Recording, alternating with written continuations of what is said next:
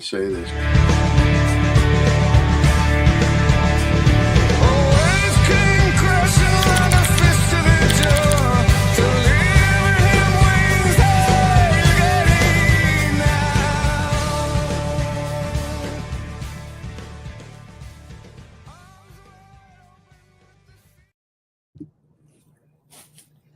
Hi, friends. Hey, welcome to Grounded with John Tester and Maritza Giorgio. We have a little teeny tiny episode of Grounded. Well, maybe not that tiny. You know how we go. We go long of Grounded today. We had a long and informative show yesterday with former Ambassador Susan Rice. But right as I hit the button to launch us, John Tester was saying something to me, and I'm going to let you finish your sentence. He was about to give me some hell about something. I've forgotten, since you put that picture up at the beginning of this show of me and you, how come I look so much better in that picture? Did you do something to whiten my cigar stained teeth, or what did you do? I mean, there may have been some edits. There may have been some edits. And if you notice, yes, the logo is taken off your hat, but also you didn't notice that I'm as tall as you are. Well, that happens regularly. I mean, people stand on boxes and shit, so it's all right. No, we love photoshopping, you know. It's all hey, good. How are you today? I am just dandy. It's summertime in Montana. I shouldn't say that way, but it rained yesterday most of the day, and I just got an email today that said we're going to get an atmospheric river next week and next week. So they're talking about flooding in January or December in Montana. Which is, I heard it was almost 60 degrees at my house in Missoula yesterday. It could have been. It got into the about 40 here was, I think, the high. But it rained. I mean, I went walking across the yard and damn near took a header every time I had to do anything. I had to swap out some filters on a truck, and it was difficult because of don't do that on the ice. Yeah. Don't but take other than that, things are good. Yeah. Okay. I just want to start this out because I have an apology to make. Oh, boy, do you ever. Boy, do I ever. Okay. We made some comments yesterday about the president's age, and I want to make it very clear that I do not think 79 is old. Could you say that again? I do not think 79 is old. Thank you very much. Yes. I do think that there has been a double standard in how the attention on President Trump has been compared to the attention on President Biden. And we may get into that today on our podcast. We may get into that today. Yeah, we may. Okay, so let's talk about our podcast. We're going to give you a little tease of who we're talking to today. We have a woman named Juliet Jeske on. So she hosts this show. But let me go back. Hold on really quick. I try to lead with kindness and love, and so I am so sorry if I offended anybody. Like, I truly am, and I love everybody, and we're so grateful for this community, and I don't want to make people upset. And yes, that's all I'll say. Thank you for your understanding. So today we have Juliet Jeske. She's the host of a show called Decoding Fox News. So basically what she does, listen to this job. She basically watches hours and hours and hours and hours and hours of Fox News, and then she breaks it all down. And she's very funny. Should be good. By the way, just so you know, she's apologetic to all the viewers and listeners, but she still abuses me for being too old. I just want you to know that. But that's okay. We appreciate that. I abuse you not for being your age, but just because you're you. I mean, it's such an easy target. But thank you very much. We have appreciate that too. We have a lady on that. It's going to be interesting because she spends her life watching Fox News. Now, I'm going to be honest with you. I watch Fox News, but I couldn't do it all the time. It would drive me insane. How often do you watch Fox News? Well, when they do the Sunday morning stuff, I'm usually going between Meet the Press and Face the Nation and the one on ABC and Fox News. Actually, this is a funny little behind the curtains thing. Senator Tester and I usually live text through all those Sunday morning shows. We do. It's pretty funny. Yeah, some of them are pretty interesting. But But yeah, but it's interesting. A lot of the Sunday shows are having the same stuff, same folks on that we're having on our podcast. So that's pretty That's cool. cool. We like that. We like that. We like the availability folks have made to us on this podcast. We appreciate that a lot. It's pretty amazing. So yes, we're going to talk to her about this, how it started, how it's grown, how she does it, how she unwinds. Not to be pushy, but are we going to do any headlines before she comes on, or no? Yeah, let's do it. Yeah. All right. Didn't you get my little outline that I sent you? I got an email from you, but I usually put yours in the spam folder. So well, that's good. You and everyone else. Okay, so I just want to show, this is kind of the story taking up the time today, right? The airwaves. This is taking a lot of oxygen. This is this new video. It was released last night. This is U.S. forces seizing an oil tanker off the coast of Venezuela. So the Trump administration saying it was transporting oil from Venezuela to Iran. So AG Pam Bondi posted this video on X. I mean, people rappelling onto the ship fully armed. She said the oil was sanctioned because of its involvement in an illicit oil shipping network supporting foreign terrorist organizations. So when asked about what happens with this oil tanker, President Trump said, well, we keep it, I guess. And then, of course, Venezuela denounced this. They're calling it an act of international piracy. It's being seen as an escalation. On the Hill, Senator Rand Paul said, sounds a lot like the beginning of a war. Yeah, look, I mean, Rand Paul and I have disagreed many times, but it sounds like the beginning of a war to me too. And I've felt, I mean, look, if you listen to Susan Rice saying yesterday about having all our military assets, around Venezuela instead of in the Mediterranean, or instead of where we need them in the world, this is dangerous. Let's just put it that way, from my perspective.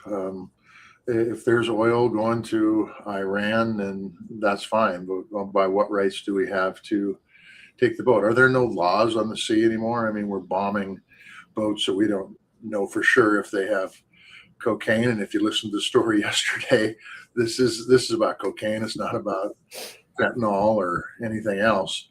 So it's an interesting situation. The United States, I don't know that this has ever been done before by the United States. That doesn't necessarily, we should throw it off as saying wrong, but I do think we need to ask the questions. Why did this happen?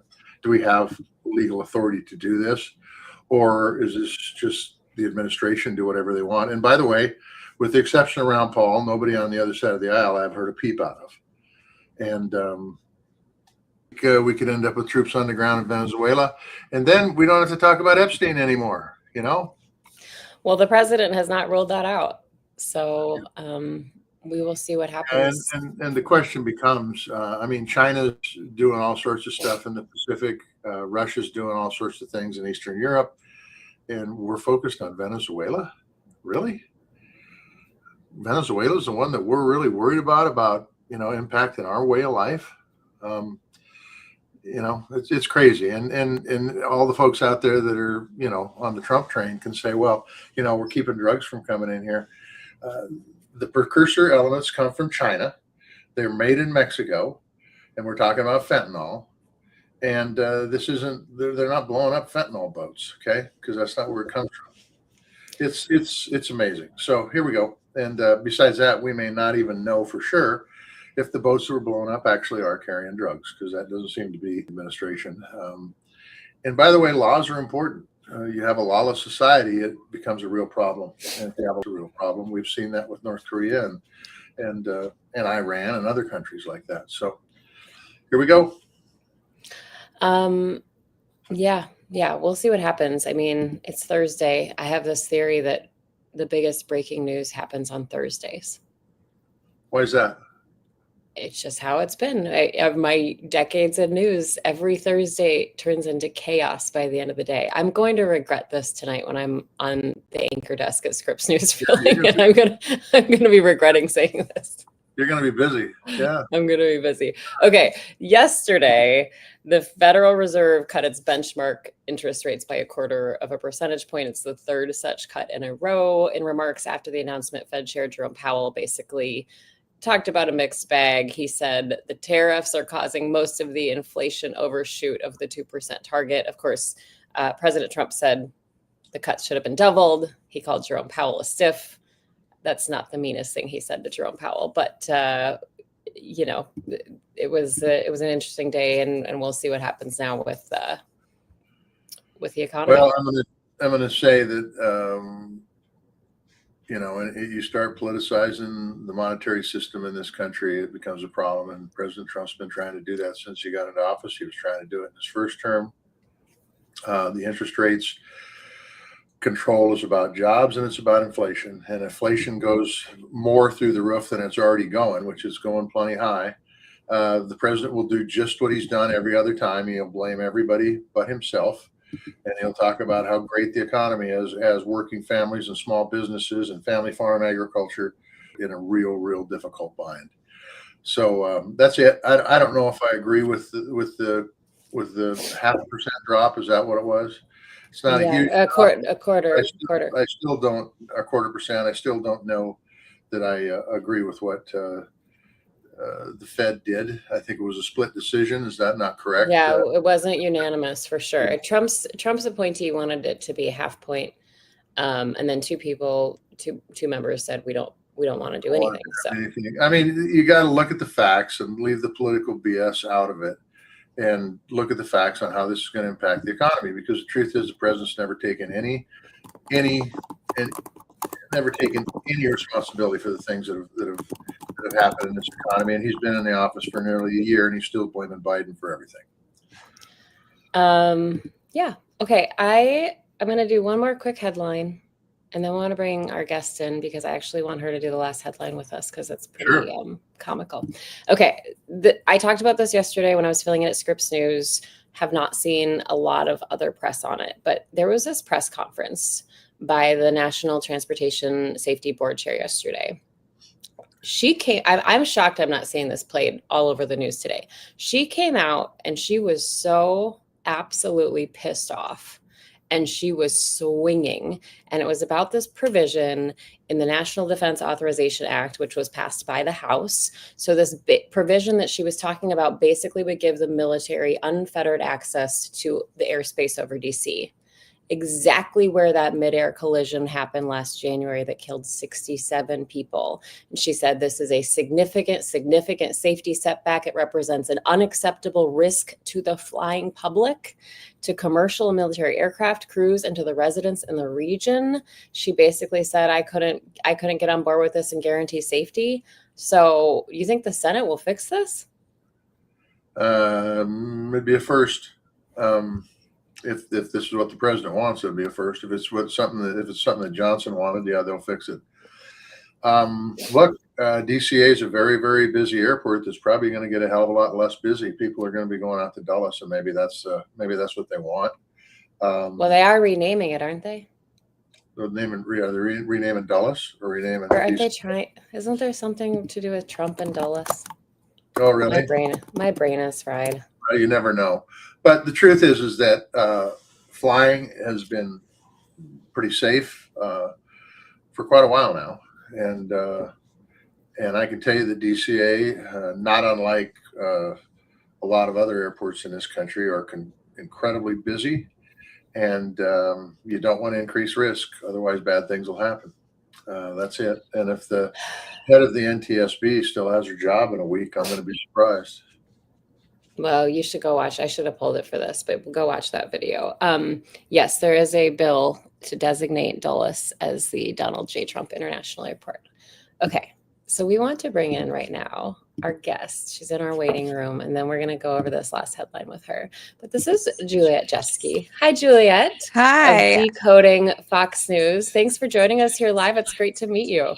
Thanks for having me. I just got a new chair, and it's throwing off my setup. Oh no, it looks great. It's throwing off the backdrop behind me. It's very funny how one little thing is like Yes, I understand any tiny little thing. Well, I think it doesn't look bad to me. I mean, look at what Senator Tester does. He's got like a baseball bat behind him. So exactly. Senator Juliet, Senator. So I should know this, Juliet. First of all, it's good to have you on. Appreciate it. I've got to figure out what's wrong with you. Somebody who watches Fox News all the time has to have some kind of intellectual click. But what I'm going to ask you is sure. Is it Newmark School that you have on your? Yeah, Craig Newmark School. It's a very long name. It's the Craig Newmark Graduate School of Journalism at CUNY, which is City University of New York. And that's where you went to school? Yes, that's where I got my MA.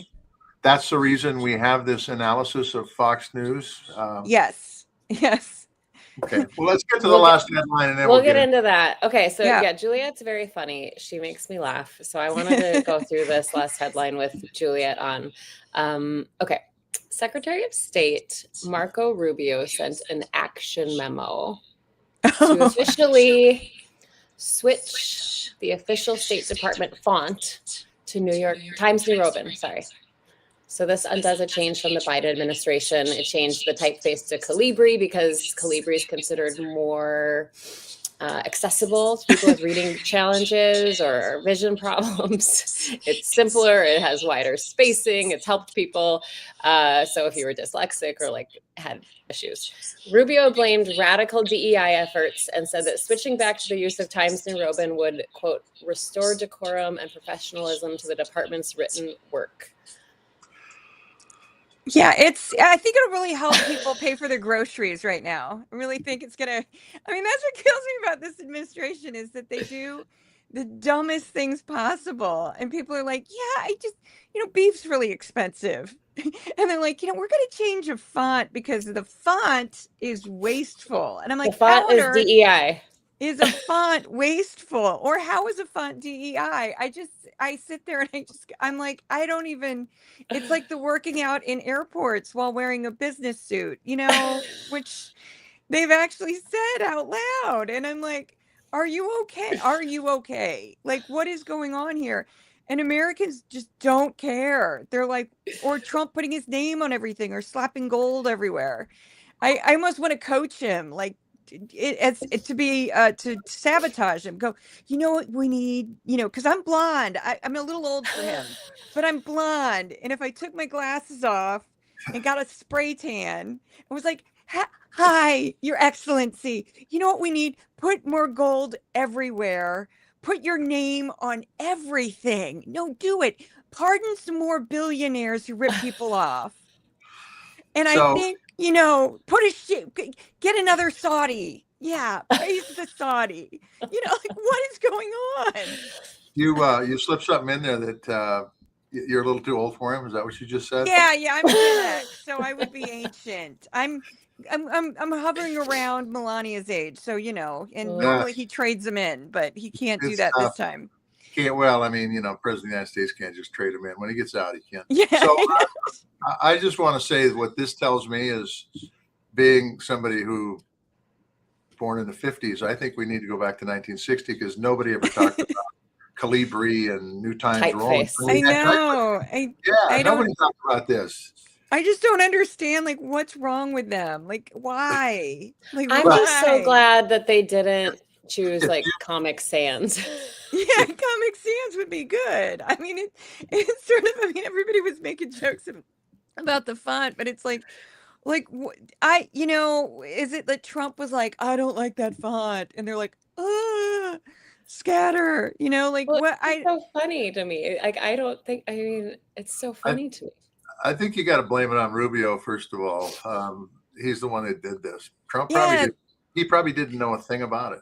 Well, he doesn't even know what a font means. If you said, what's a font? He'd be like, he's like somebody, I comment on him a lot because I've watched everything he does, and people will say, oh, he's crazy like a fox. I'm like, no, he's dumb as bricks. He really is just dumb as bricks. He's just dumb. He's dumb. He's dumb. He's dumb. He's dumb. He's good at one thing, and that's selling. That's it. He's P.T. Barnum with no brain. He's just... P.T. Barnum. Yeah, well, I have a background as I used to be a performer, so that's why I say weird stuff sometimes, like P.T. Barnum, Whirling Dervish. I like that.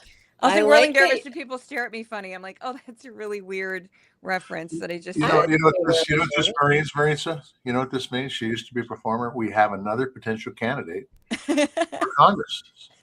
No. Maybe for the cool. president. I would not be doing that.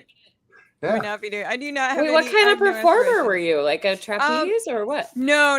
I say performer because I did a lot of weird stuff. I started off as an actor, but then I ended up working more as an MC throughout New York and like late night shows. Some were burlesque, some were variety, and I loved that. I did a lot of live theater, and I also worked in film and television, but that just very garbage stuff in film and television, like walking back and forth kind of jobs. The dead body in the crime lab.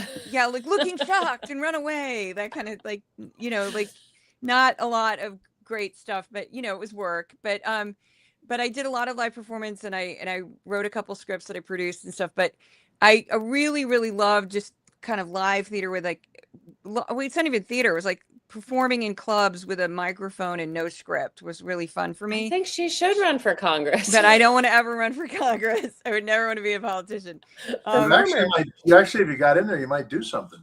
It'd be a change. I just they would find so much crazy, weird stuff on my background. They'd be like, "What?" I'm like, well, "We're Juliet, good." Let's talk about like how you pivoted, because this podcast of yours, this is not new. You have us beat by a few years here. Started in February of 2022. Yes. How did this come to be? Decoding Fox News. It's a crazy story. When I was still performing in New York, and I had like all the goofy jobs you have when you're a performer, survival jobs. I kind of stumbled on the founder of the Proud Boys. He had an online show called the Gavin McInnes Show, and that's when he put the Proud Boys together as a group. And I was horrified by this person, and I started collecting clips of him saying horrible things, and eventually started giving them to the press, and then the press that completely snowballed. And I have on a hard drive 407 episodes of the show. And this is literally as the Proud Boys were forming. And that is sort of how I got into it. And then I decided to go to grad school. There's a whole crazy story we'll skip right over. But I ended up going to grad school. And when I was in grad school, I made a capstone, which is like your thesis. My capstone was based off right-wing media because that was my background. So it was Tucker Carlson, Nick Fuentes, and OAN. And then I compared that to just kind of really mainstream NBC morning news show and PBS. And so I did this whole crazy elaborate project on it, like of how they cover the same news over the same time period. And Jeff Jarvis, who founded Entertainment Weekly, who didn't really know me, loved my capstone and was like, "Will you do this, but do it about Fox News? I'll get you a grant." And I'm like, "Yes, let's do this." Because I had been self-employed as a face painter and body painter for years. That was one of my survival jobs. Yeah, I'm very weird, I'm telling you. So I had this crazy job, and so I was used to working for myself. So when he said that, I was like, "Yeah, that'll be great." And I agreed to it. The grant lasted for 18 months, and then I became crowdsourced. So I had enough followers I could survive. And now I have income from social media in addition to Substack and Patreon. But it's been a wild ride. And it's funny because when I was in grad school, they all said, "We can't believe you can sit through this stuff. It's such a great skill." And I would laugh and go, "It's not a skill, it's a tolerance." It's just, I got used to it because the Proud Boys stuff was so much worse than Fox. It was just like hideous bigotry, just racist, misogynist, just horrible hate. And Fox is charming in comparison to sitting through neo-Nazi stuff. So, and I would put the Proud Boys in that cat. I mean, they're adjacent. Just horrible hatred, and I got used to it. So, although there's times with Fox, I have to walk away from my computer where I'm like, that's it. Like Jesse Waters, I always joke. People say, "Well, what would you do if you were on the 5?" And I said, "Flip the table." Because just that's it. I'm out. So do you watch certain? I mean, Fox is on 24/7. Do you pick certain shows you watch all the time? Yeah, Jeff Jarvis asked me to watch, and I totally know why he asked me to watch these shows. Every week I watch 1 hour of Fox and Friends, usually the first hour because it's the strongest, because they tend to repeat in the second and third hour, and then always the 5, and then I rotate the primetime shows. So I watch a different primetime show once a week. So it's like every 3 weeks I go back. Sometimes I watch extra, depending on the week. I'll pick up extra primetime. Or if something crazy happens, I'll watch all of primetime in a given day. So my Fox hours they're anywhere from 15 all the way up to like 30, even 35 hours a week, which is brutal. And then I always compare everything for my control, so I kind of get grounded of like, what is the real world, what's really happening. I watch PBS every single week, and I make a spreadsheet of everything, and it's super nerdy. And so can I give you just a recommendation, since Maritza is anchoring on Scripps? Could you watch Scripps a little bit too?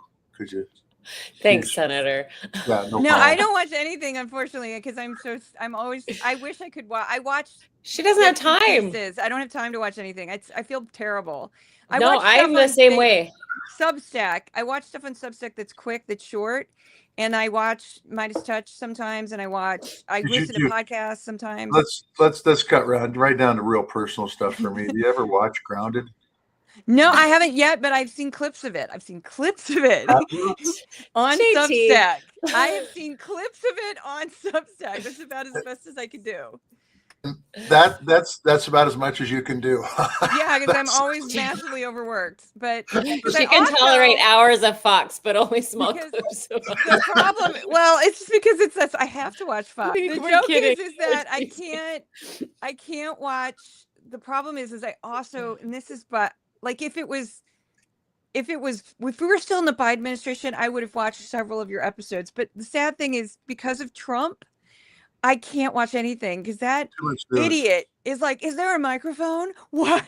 It's constant. Let's do a press conference for 2 I totally hours. Relate to this. Like people all the time will say, are you caught up on the morning show? Like shows that I love to watch. And it's like, oh, I don't have time for that. I'm consuming so much information that by the time the end of the day comes, I'm doom scrolling because that's the only thing my brain can do. I used to be able to listen to more podcasts and watch other shows, but he is so insane with all this because I grab all of it. I grab everything he does. So like just this week, it was like roundtable, press conference, rally in Pennsylvania. And I'm like, oh, and it's just, because one of the things I've gotten from him is I do these crazy clips called Trump without Trump. Trump without Trump. Well, hold on. Yeah. Let's play this because and in full transparency, I stole this because Jim Acosta, our friend, our mutual friend, played this exact same clip, but it made me laugh out loud so hard that I said, I'm going to steal the same clip and play it. And John Chester's never seen this, and I cannot wait to see his reaction. Okay, you ready? You don't have to listen to his voice or see his face. This quote is unedited and 100% accurate. This is from the McDonald's Impact Summit on November 17th, 2025. These are the words of the President of the United States of America. And you know, we got rid of the drip water. We call it the drip, where it drips out of the sink. States with tremendous water, so much water they have nothing but problems getting rid.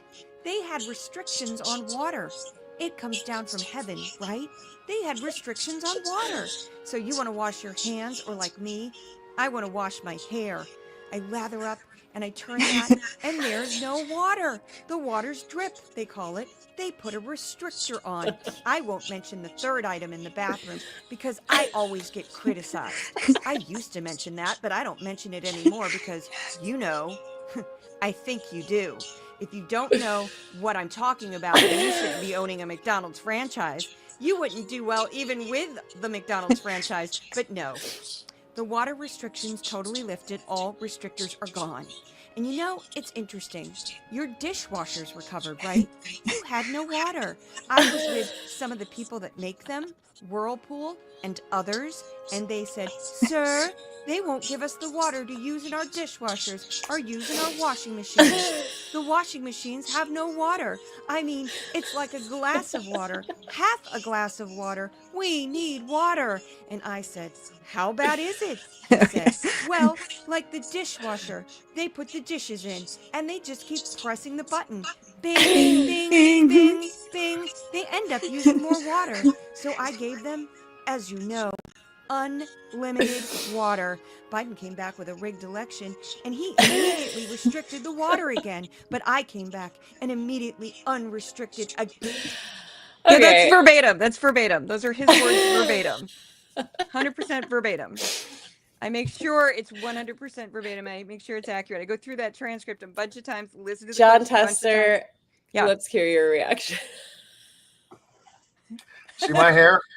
Yes. If it was longer, I would pull it out. It's I don't know what to say. You know, I'm I'll be honest with you. I've always had an incredible respect for water. Water's life, you know, and my mom. It's no joke. My mom could literally wash a sink full of dishes on a cup of water. That is a fact because we didn't have water on the farm. Yeah. And no drip water though. That's part of me that says that. The other part of me says, what the hell is he talking about? I don't. Yeah, he thinks that when he became president, somehow every faucet across the country, restrictors were removed by magic, you know, and the water flowed. It's like, what are you talking? Like, that's one. What I do to get those clips is I have to sit through these 2 hours, sometimes hour and a half long pressers. And you say, bingo, this is the one I'm using. Yeah. And I just wait for him to say something completely bonkers. And I'm like, clip it. And the right length is about 1.5 minutes, 1:40. And that'll fit in, because most social minutes. So to fit the whole explanation. And then I had been doing those for a couple of years, and I kept tweaking them, kept changing how I did them. And then adding the music is what put them over the edge. And they went from like Comedy popular Central to like crazy popular. Yeah. And occasionally some people will go, you need to lose the music. And I'm like, you have no idea. Like, so my best friend's mom shares these all the time. I see them on her page all the time. Like, and before you were even on my radar. So they are getting around. That's so great. Do you turn these out every day? No, they're hard to make. They take about an hour to make, because the hardest part is the captions, because to make them that size, you have to basically hand work every single box on the screen, because that's not normally the caption size when you create captions on Premiere Pro. So it's a lot of tweaking of those. And to make sure it's covering his face. And I made them because I would find clips like that. I would post them on social media, and people would go, I can't hear his voice. I can't see him. Please don't. And I'm like, well, okay, I got a solution for that. So I did not see the original McDonald's statement by the president. That was weird. Was he reading off a teleprompter? Tell me he wasn't. He wasn't at that section. No, prompter. You really can only get gems like that when he goes off prompter, because he thought he was telling this great story about like how he changed, like he created this revolution in water pressure, you know, across the country. He talks about water pressure a lot, like alarmingly a lot. And we wonder about his cognitive ability. Yeah, I have no doubt that he's losing it. And I am such a crazy person. I told Jim Acosta this, that I have this side project. This is why I know. I watch clips of stuff. I'm going through all of his old rallies from 2023 to 2024 in order, and have a spreadsheet that's super detailed about everything. Oh, wow. This is something I wanted to do while he was doing it, but I couldn't keep up with him. But now that I have time, I'm like, you know, I don't really have time, but I have, you know, he's not running for office anymore, so I can do it. I'm trying to figure out exactly when he changed things. Like, he started with, there's 15 million migrants coming into the country during Biden. That slowly changed to 15 to 16 million. That slowly changed to 18 million. That's now fascinating. I just have to know, because I want to make montages to like prove like he's just blatantly lying to you. And I know you can't ever convince MAGA that he's lying to them. You can't, no matter what you show them, they will not believe it. But there's that middle gap of people that aren't necessarily, like, when you look at the electorate, like 40% of the electorate identifies as, independent, or they don't pick a party. And that's the sweet spot. And those people can be moved. A MAGA can't be moved. They're only going to leave MAGA when they decide to leave MAGA. You can't use any, it's like a cult. You can't use anything to get them out. It has to come from within. But you can get the people in the middle who were like, the economy was lousy and this guy said he would fix it. So I don't really like him. But, there's a lot of people who voted for Trump who were in that middle funk, there is. Yeah. There absolutely is. And you can't discount them. You have to, definitely have to give them respect and try to talk to that audience, I think. Yeah, absolutely. And I want to know, psychologically, has this had any impact on you? I mean, it's not, no matter where you're getting information. I just want to point this out to you. I have a minor in psychology, and I can tell you from my professional opinion, it has had an impact on her. It has. I have a very dark sense of humor, and my humor definitely helps to get me through it because I find myself laughing at them a lot. Trump is harder, but it's sort of like trying to find cracks, find a crack, a weakness, motivation. That's why I keep doing it. I also live with, they're running around right now. 2 cats. I'm a crazy cat. I'm a divorced crazy cat lady. So I'm a total cliche. I don't care. We love it. And I adore my cats, and they help me in that when I'm just like, I can't take it, I just go hang out with them, and they're cats. So they're just like, oh, we're napping. Awesome. Let's nap, Yeah, but I mean, when I say that, it's not just that you're watching Fox News, it's that you're watching, any kind of information like that. It's not, we're not designed to be consuming this kind of serious information as much as we are. And people say that to me all the time. How can you watch so much news? And you do, like, it is draining and exhausting, and it is hard on your mental health. It's weird. It's like, I think the thing that helps me too is that I live in a crazy city like New York. So I just, if I want to just go out and see something that's not news, I can just, it's like, people have told me to, like, some of my friends who are married, it's all my married friends have moved out to like upstate, and they're like, oh, you should come out, it's so beautiful. And I'm like, I'd lose my mind in a beautiful home in the middle of nowhere with gorgeous scenery. I'd be like, like, you need like something to flashy to distract you. Stimulus, because I'm like a single person, and the city is a better fit when you're single, because you're like, I can't, that's too isolating for me. But it would just be like, I'm gonna get Lyme disease. Like, I always think that when I see beautiful, lush, I'm like, that's gorgeous, and I'm gonna get Lyme. I mean, it's dark, but I think that in New York, it's like, it's high risk up here. It's like, I can't go out there. I'm terrible. I'm like a total urbanite. Like, I'm so urban that when I visited my sister in St. Louis County, I walked to the Whole Foods because I don't drive. So I'm like, I'm going to walk to the Whole Foods. And I planned it so I didn't have to. I stayed in residential areas. It took like 40 minutes. And they were like, why would you do that? Yeah. Are you okay? Funny. And I'm like, it's fine. I do want to ask, like, how I want to ask how it's changed over the years, because it used to be the Fox was, we had limited amounts of channels. Mm-hmm. And now they are not the farthest, right? Not by a long shot. No. How have you seen it change over the years? And what have you noticed that clicks for you to say, oh, this is why so many people continue tuning in? This is why they have such an impact on our electorate. I think it's the far right and Fox feed each other. It's like one big ecosystem that loops, and that the far right will say something and it might take a minute to get on Fox, but once it's on Fox, then it's legitimized, especially with some of these like wacky conspiracy theories. Although, like, here's an example when it doesn't migrate. Candace Owens attacks on Erica Kirk, because Erica Kirk has become kind of a saint on Fox. They feature her a lot. They're featuring her a lot this week. She was on The Five.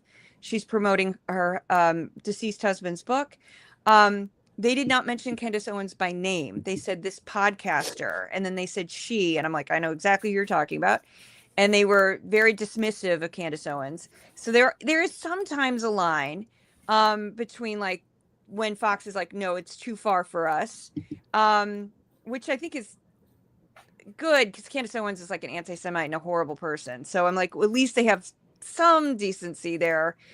Although I've seen anti-Semitism on Fox, so it's just. But Candace goes like full blown. She's all the way out. But I think people like I call it like the roller coaster of doom, in that there are people who, because that's what it is. It's like you get in, you buckle in, and then they just scare the bejesus out of you for however long you're watching Fox, because it's all paranoia, panic, fear. Like, if you leave your home, you're going to be killed, and like people who get into this, that's what they get into. And it's thrilling for them. And I think it's why they appeal especially to like the oldest Americans who are retired and who maybe don't have other things going on in their lives. And it's like a nonstop soap opera almost. So it also always makes them the victim, like the, nice white suburban couple in the upper middle income area of, suburban, I don't know, like a part of Florida, that, they have a beautiful home and they have lots of money in the bank, but their life's gotten kind of boring because their kids are grown and that they don't see them as often.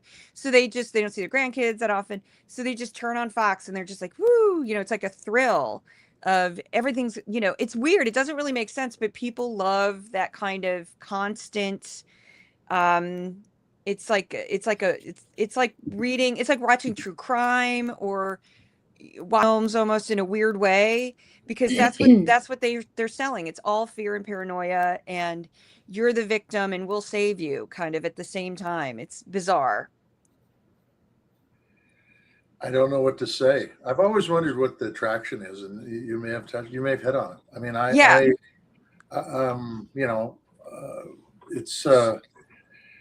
it's pretty crazy.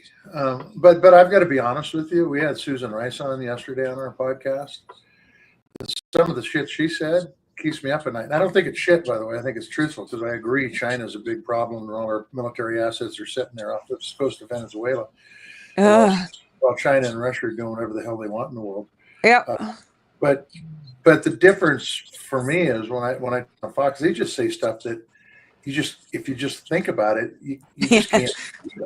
You just can't believe it. It's just beyond the scope of imagination for me. And I live in one of those places where my nearest neighbor's, miles away. You were talking about going to a Whole Foods. If I go walk to a Whole Foods, it's like a 6-week trip for me. No, I believe it. We'd have to pick you up in a ditch somewhere. I'd be gassed about the third day in. So Okay, so we know that Fox loves to put our friend Jim Acosta on all the time. They're obsessed with his show. It's really funny. Have they put you on? Are you on the radar? No, they have talked about me without mentioning my name, and the reason why Jim Acosta is like a known entity, because he had this huge career and he's very well known. He was on television. He got his White House pass revoked. Yes, and there's one of my favorite. My sister was talking about it because she made me rewatch the clips of Jim Acosta just standing there, like as Trump's screaming at him, and Jim Acosta's like just blank, just like, okay, answer the question. And he's like, and Trump is like, you're a bad person, you're an evil, and Jim Acosta's not flinching, and but because Jim Acosta is like a known entity, Fox will pick on him. But when they've picked on me a few times, they slipped.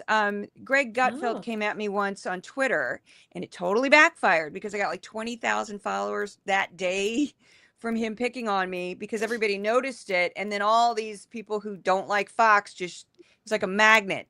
So they pretty much like ignore like me, Aaron Rupar. They ignore Asen, who clips them for Midas Touch.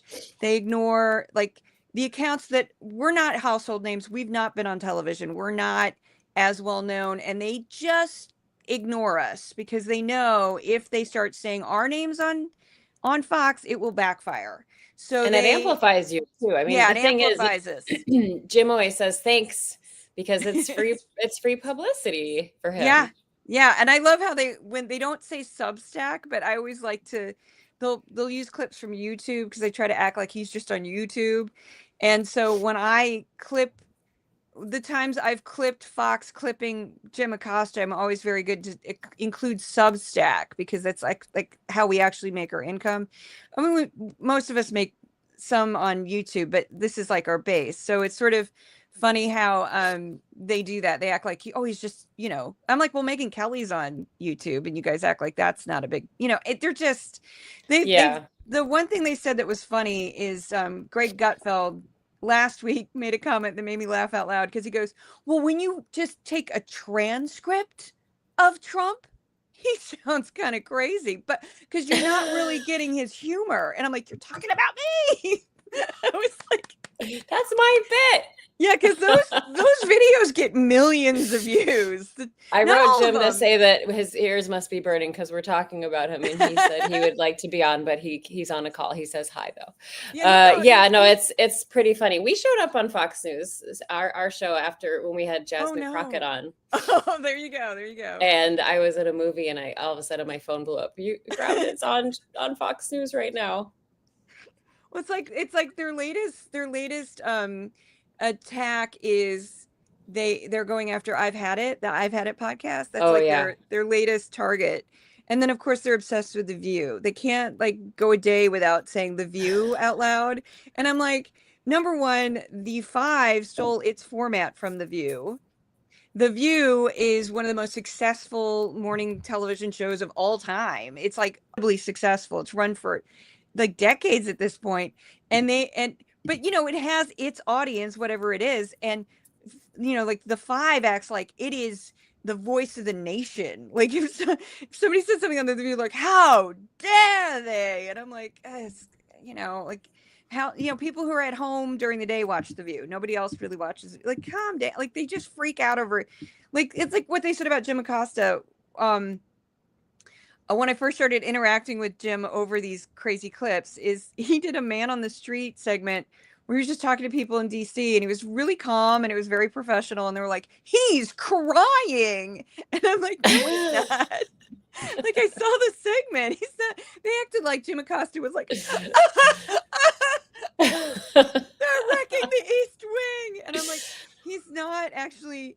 Yeah, no, he's not doing that. And it was just, they blow things out of proportion, and they'll show things that are really mundane, and they'll go look at how outrageous that is. And I'm like, it's not outrageous, So wrapping this up, I do want to ask you kind of what you've seen recently, because I feel like we have started to see something, with Marjorie Taylor Greene and the fracturing. And you wrote just 2 days ago that Fox News is freaking out over the messaging on the economy. Several hosts openly pleading with the president. So let's talk about what you're seeing there. Are you starting to see? I'm seeing fractures. There? Yes, it's brilliant. It's amazing. It's been such a rough year, and just in this past couple of weeks, just yesterday, there was a clip where they read so the people at New York Post, owned by the same company that owns Fox, it's a Murdoch company. They quote the New York Post all the time, which is a garbage paper, but they post it all the time. They quote it all the time on Fox and Friends. And they were reading, Ansley and Hurt was reading the page written by the entire editorial team at a New York Post, where they were basically begging Trump to change his messaging on affordability, and directly. Wait, was this before he talked about pencils and dolls? Yeah, and this was after. Oh, after. Okay. But they were doing it before, and they're doing it after. They are desperately trying to get him to change course, and he won't. So I can't imagine he will, because he doesn't listen to anybody. Especially when he gets his, mindset on something. I always think of the casinos, because I got a little obsessed with researching what he did with those casinos. And all these people kept telling him, you're doing everything wrong. You cannot make your money back. This isn't going to work. You're cannibalizing yourself, because you have 3 casinos. They're right next to each other. They all have your name on it. You're competing with yourself. You're doing this wrong. And he just refused to listen. He just thought, if I make them fancy enough, they're going to be big and they're going to make money. And I think he just keeps thinking this affordability thing is a hoax. Prices are down. Everybody loves me. I'm getting energy prices down. I'm getting prices down. You don't need $36. This nonsense that he's convinced himself that he's right my economy's A+++. And then meanwhile, people really are struggling buying groceries. I do nerdy research constantly, and I check one of the things I check every single month is grocery prices on Fred. They keep going up. I check residential electricity prices. They've gone up in like last month. I think it was the last month I think it was 46 states. They've gone up year over year. And the man just lives in this goofy reality. One thing he did in that speech is he said, in 4 states, gas is down to $1.99. Didn't name the states, just 4 states, which that's not true. You can look on AAA. It has not gone below like $2.40 a gallon.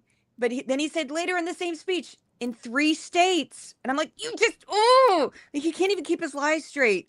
And so I don't think that Fox is going to get through to him on this messaging thing. I think the only way he changes is if he decides it's not working anymore. So it's been a glorious, glorious couple weeks because I haven't seen this kind of panic in the faces of people on, like Jesse Waters was speaking directly to him. Brian Kilmeade was speaking directly to him. This Ansley Einhart thing from New York Post, just basically like they literally go like, Mr. President, you're amazing. But this, this messaging about the affordability crisis, maybe don't say it's a hoax. And I'm like, oh, and I'm sitting there like, it's amazing because it gives me so much hope. And what just happened in Miami as well, just anytime we get a win against this fascist regime, and I will openly call him a criminal. I don't care. Like, I don't tell my readers or listeners how to vote. I don't say this person, that person. I did not give my opinion on the Israel-Hamas war. I didn't give my opinion on the New York City mayoral race, even though I had very strong opinions on both of those things. I don't share that. But the only thing I don't put a muzzle on at all is I'm like, Trump is a criminal. He's a fascist. We are on the brink of a disaster. But I'm here to tell you, if you take a look at the economy, it's working well for him. And that's what it's all about. It's always he doesn't know. He's working. It's working really well.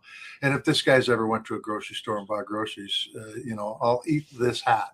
I don't think that's ever happened. And so he's out of touch. That's part of the problem. And when you're out of touch, you tend to go off of your own experience. And he's making a shit pile of money sitting in that Oval Office. So pretty crazy. Well, we thank you for your time, Juliet. Thanks for joining us. Any parting words or anything that you want people to know about your work or kind of this moment we're in? Well, you can find Decoding Fox News on pretty much every platform. Substack is my home. I invited you to be a I did it, but I did it on the wrrong thing. I think I was supposed to do it on the app. We'll share it all on the thing. It's all good. I did it, I think, on the wrong thing. I did it on the desktop and not the app, and it just went away. But I would also say I have hope right now because I have not, since I started this project in February 2022, I have not seen the folks on Fox this panicked ever. They are truly in panic. And I'm seeing it across every show I watch. I've seen guests openly say, we got a problem with the economy. And they'll be very specific. Ingram had a guest, Byron York, openly said, like, card loan delinquencies are up. Credit card balances are up. He was very specific. They're not screwing around. They know they're in trouble. And so that's good for democracy. Democrat, independent, whatever, I don't judge. It's just good for people who want a government that's for the people, by the people. I have a lot of former Republicans who listen to my podcast and who are supporters of my media project. I have people who call themselves moderate Republicans who just hate Trump. I mean, because I don't judge. We just want democracy. We don't want a fascist. That's it. Yep. What I've said is we want Trump to be successful. We live in this country too, but what we're seeing across the board, it's not just the economy. It's damn near everything you look at. It's because he's got a bunch of people around him. As Bolden said, expect fealty. That's what he expects, not loyal. Yeah. And it's a big problem. And the problem with the news media right now, and I'll just say it across the board, is damn few of them ask the tough questions because they don't want the president to look at them saying, you're a horrible reporter. Every time you come in here, you ask stupid questions. You're a stupid piggy. Reporter. And the network you've worked for is a horrible network, and they're horrible and they're going to go broke and all this stuff. The truth is Congress hasn't been doing its job. The media, mainstream media, hasn't been doing its job. And that's all that needs to change if we're going to make this democracy come back to the democracy that we grew up with. Yep. Completely agree.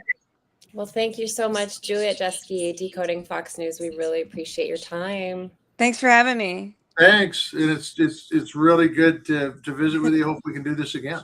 Thanks so much. You guys are great. Thank you. Thank you. Okay. So we went longer than I thought, like always, but that's okay. It's like super fascinating, all the data she collects. Yeah, for sure. It's interesting. She's starting to see some cracks that can't happen quick enough, for sure. Okay, but before we head out, I've already apologized and told everyone I love them, and I'm sorry for my inappropriate comments about age. I'll say it again, but I also want to put this up here. Is this us? Yes. What are we putting out? You have a new op-ed out in The Hill. Damn. Let's talk about this. Look at that. Wow, can you believe that? Democrats' path to victory, focus on economy and renewal. So basically, do you want to summarize this? You want me to? Yeah, you can. So you go ahead and summarize it. I'll summarize your summary. How's that? All right. I think basically what you're saying is don't blow this moment, Democrats. You've been here before. There's a moment to be seized and focus on things that actually matter to people, like money, the economy, jobs, security, healthcare, et cetera. 100% correct. I mean, the truth is that for a long, long time, Democrats they've never been good with message. They've been horrible with it. They need to get good with message because, quite frankly, if they don't, the same thing's going to continue to happen. The point I'd like to bring up is you remember in January 23, that speaker debacle in the House, and everybody said, well, geez, surely the Democrats will take the House in 24 after all this bullshit.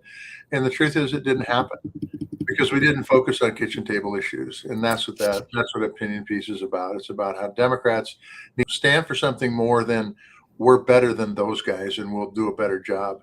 That's not a good message. Even though it's true, it's not a good message. You need to have a message that talks about inflation, that talks about housing, that talks about healthcare, talks about our national defense, that talks about a good business climate in this country, and the list goes on. So there you go. Have you heard from anybody about that? Nah, but it's early.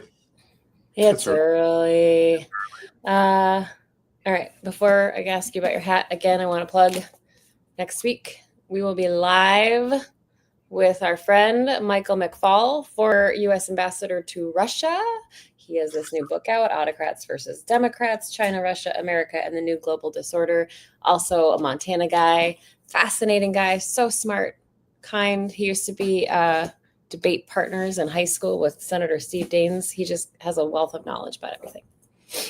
And I think he's a former trumpet player too, so that's all good. Yeah. Believe it or not, I think that's correct. Yeah. Will you bring your trumpet? Maybe you guys could do on our live Substack next week. Yeah, we'll play a little Sweet Georgia Brown. It'll be good. Excellent. I bet nothing could go wrong playing live brass on an internet connection. As long as we have crappy audio, it'll work out just fine. I'm great at delivering that. I am great at delivering crappy audio. Okay, your hat. The hat, which is really hard to read, and I'll take it off, and it's still really hard to read. Because oh my goodness! When I read it, but this outfit does work with youth to make sure that they're not getting in trouble. And what does it say? What is the outfit? Bozeman. Now you're going to put the. Read the words. Read the words. I can't even read it, to be honest with you, because it's not written in what's that type that they changed it to? Calibri or Times New Roman. Not in Calibri. It's in New Times. If it was in New Times Roman, I could read it, but it's not. So just trust me. This is an outfit that's in Bozeman, Montana, that does work with kids. They do really good work. Put the hat up to the camera. Put it all the way up. Oh, something. See? Outdoor. Oh, Marco Rubio had a point. I mean, you just gotta, you gotta get a different typewriter. That's all there is to it. No, he went back to the old font that they said was harder for people with issues. Oh, well, shit. Well, screwed that up again. I missed the point of the change in the type, Hey, Steve all said, good. don't get your trumpet on our show because it's going to be bad. So Who said that? Who said that? Steve Cybra. Oh, Jesus. You know, if I get on my trumpet, maybe Cyber will drive to Bozeman and bring his trombone and we'll reestablish the Hawaiian cornflakes, you know? Oh, that's right. The Hawaiian cornflakes. That Yeah. was John Tester's band, folks. Yeah. No, it wasn't my band. It was a band of 4 or 5 misfit kids in 8th grade. So weren't you in it? Oh, yeah. But, so it was your band. It's not like Herb Alpert and the Tijuana Brass. I mean, that's Herb Alpert's band, you know. This is John Tester and the Hawaiian cornflakes. Or 4 clowns in the Hawaiian cornflakes, or maybe 5. I can't remember. We won a talent show, but our drummer quit, and we had to go recruit one from the audience. So, and we still won. So it's good. Wow. Yeah, it was. Wow. It's always right. You go into the audience and say, "Hey, we need a drummer. Anybody know how to play drums?" And we find somebody. So it's good. Wow. All right. Well, we want to thank Juliet, Jeske for joining us. We want to thank all of you. We want to thank Pearl Jam for letting us use their music. And we'll talk to you next week unless something big happens and we'll hop on. Absolutely. And 2 tally hoes. Take care. 2 tally hoes. Bye, guys.